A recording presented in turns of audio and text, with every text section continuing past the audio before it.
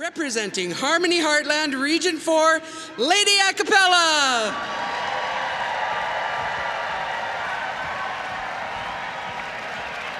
This foursome have been together since 2019. We were like, what do we resonate with? Like, who are we? We're all ladies and we love a cappella. And it just fit with us. It was like, oh my gosh, we're Lady a Cappella. We knew who we were and what we wanted to be. And we wanted people to know that we love to sing and that we wanted to share our joy and everything that we create with our friends and our family and our organization. And we wanted to shout it from the rooftops. And I remember Chris talking and just going over like, what could we do? What could we do? What could this be? And we knew that it needed to be something different. We're trying to be innovative and think about something that people could resonate with. Yep. Yeah. And we were like, the Grammys. And then Stacy out of nowhere went, what if we did the Peggy Grammys? And all of us lost it. Then my husband's like, you guys, this has to be not just 1 year. This has to be a recurring thing. So after last year, we knew we were bringing it back this year. It was nice to hear the audience, when we did walk out with the signs, that their rupture of, applause and their voices, just you could tell that they were glad to see it. And that was very heartwarming and like calming.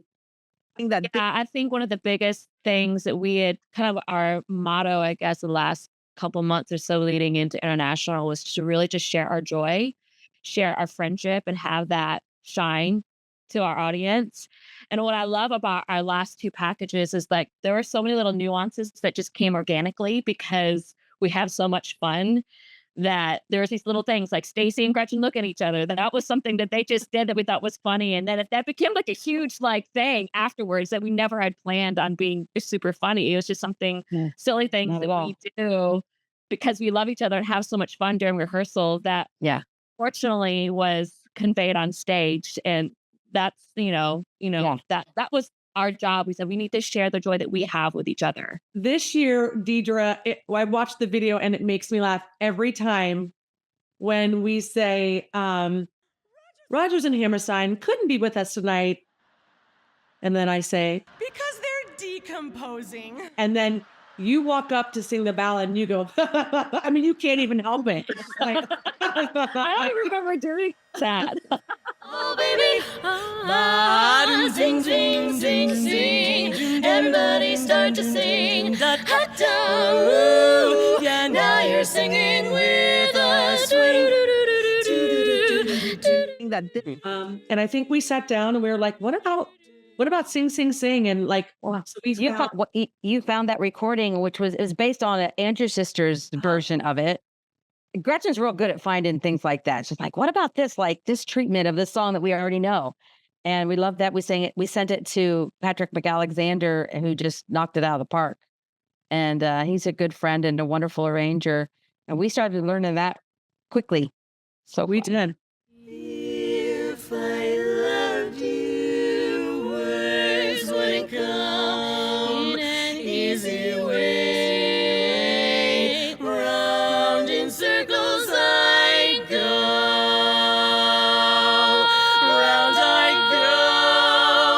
I'm longing to tell you, but afraid. I have always loved that song. Actually, I had a student of mine. I teach voice. I've been teaching voice for quite a while, and she did that song. And every time I heard it, I was like, man, that would be a good ballad.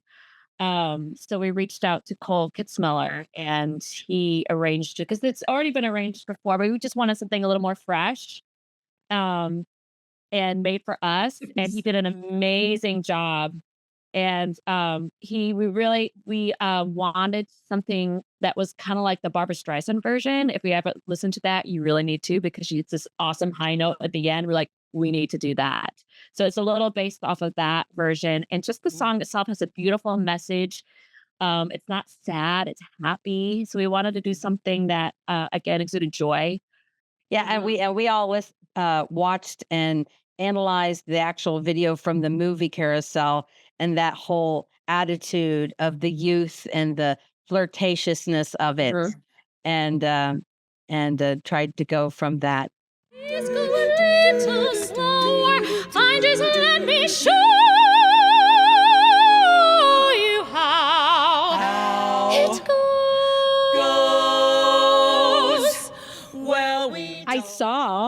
the original performer performing the song. And I was like, oh my gosh, like, this is it. Like, we have to do this. Right. And we actually had that arranged in 2019. And then we didn't get to obviously perform it because of the pandemic until 2022. Yeah. So then we're like, okay, how do we top that for this year? We decided we called a very famous friend, David Wright, and said, hey, would you like to write something that's a kind of a sequel to that? And we knew he could write songs, and he's an amazing ranger. And he said, yeah, let me bring in Anthony Bartholomew, who would be really great with lyrics to help with that. We had a Zoom with Anthony, which was fun and hilarious. And the two of them together put together this new song that we just did, The Hopes and Dreams of an Opera Queen.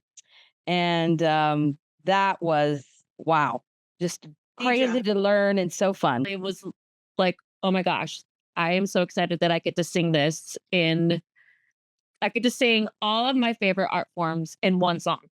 We really melded the categories after the songs that we were singing.